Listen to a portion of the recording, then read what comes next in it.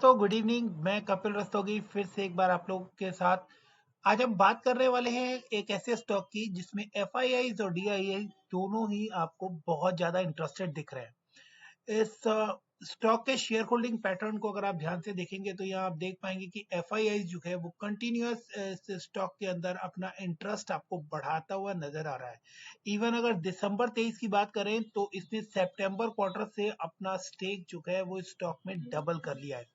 DIIs भी इस rally के अंदर पीछे रहता हुआ दिखाई नहीं दे रहा और 2.78, 2.6643 और सितंबर में 5% के आसपास स्टेक लेने के बाद अब 7% के स्टेक के साथ डीआईआईज भी इस स्टॉक के अंदर उतना ही इंटरेस्ट दिखाते हुए नजर आ रहे हैं।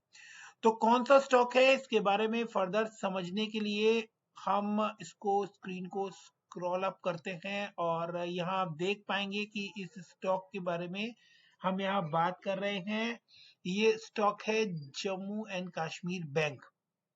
मार्केट कैप 13,699, करंट प्राइस 124, जो हाई बनाया है वो 140 का और स्टॉक ईयरली लोज जो है वो 44.6 का था। स्टॉक का पी 9.16 है, जबकि इंडस्ट्री पी आप देखेंगे यहाँ पर तो 12.9 नजर आ रहा है, यानी स्टॉक जो है वो स्टिल इन कंट्रोल है। अभी पी इसका इतना हाई नजर नहीं आता है। आरओई 13 डबल डिजिट में आरओई देखने को मिल रहा है, जो कि एक अच्छी बात है। आरओसी थोड़ा डाउन है 5% के आसपास, बट स्टिल एक ग्रोइंग बैंक है, ग्रोइंग सेक्टर है और ये जो स्टॉक है ये काफी इसके अंदर पोटेंशियल नजर आता है। डिविडेंड यील्ड यहाँ पे 0.40 की देखने को मिल रही है, फेस वैल्यू 1 की है और कोई भी शेयर जो है वो प्रमोटर की तरफ से प्लेज नहीं रखा गया है। प्रमोटर की होल्डिंग अराउंड 60% है और वो भी आपको सितंबर से थोड़ी डिक्रीज होती हुई नजर आई है, बिकॉज एफआईआई और डीआईआई इसके अंदर इंटरेस्ट दिखाते हुए आपको नजर आ रहे हैं।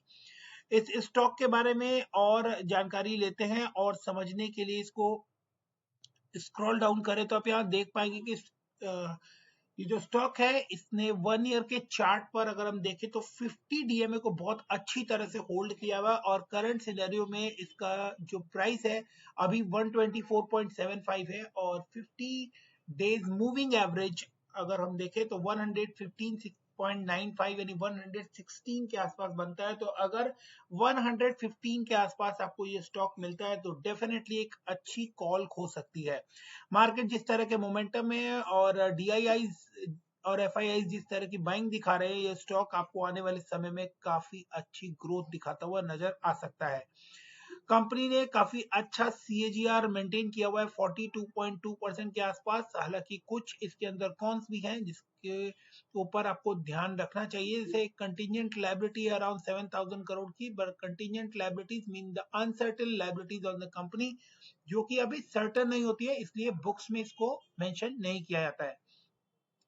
बैंकिंग सेक्टर से है तो इसके पीयर्स जो है वो सारे बैंकिंग स्टॉक ही है। रेवेन्यू की बात करें तो आपको यहाँ पर देखने को मिलेगा सितंबर तक की बुक्स यहाँ पर हमें अपडेट नजर आ रही है। सितंबर में जो इनकम माइनस एक्सपेंसेस यानी रेवेन्यू माइनस इंटरेस्ट का जो मॉडल बैंकिंग में फॉलो होता है उसके अकॉर्डिंग 982 करोड़ आपको यहाँ पे इनिशियल प्रॉफिट नजर आ रहा है, फाइनेंसिंग प्रॉफिट जिसको बोलते हैं। उसके बाद हम देखेंगे तो after depreciation other income and जो मार्जिन प्रॉफिट बिफोर टैक्स बन के आ रहा है वो लास्ट क्वार्टर से जो कि 452 करोड़ था वहां से बढ़कर 545 करोड़ यहाँ पर देखने को मिल रहा है।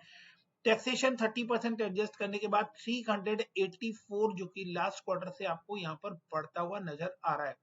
तो काफी अच्छा पोटेंशियल यहाँ पे स्टॉक के अंदर आपको देखने को मिल रहा है। ग्रॉस एनपीए जो है वो लास्ट टाइम से आपको कम होते हुए नजर आ रहे हैं। अगर किसी को नहीं पता कि एनपीए क्या होता है तो नेट परफॉर्मिंग एसेट्स जो कंपनी के अंदर होते हैं उसको एनपीए बोल के डिनोट करते हैं और नेट एनपीए यहाँ पर आपको स्लाइटली बढ़ता हुआ नजर आ रहा है। 2.94 से 3.02% आपको यहाँ पर नेट एनपीए में इंक्रीज देखने को मिल रहा है।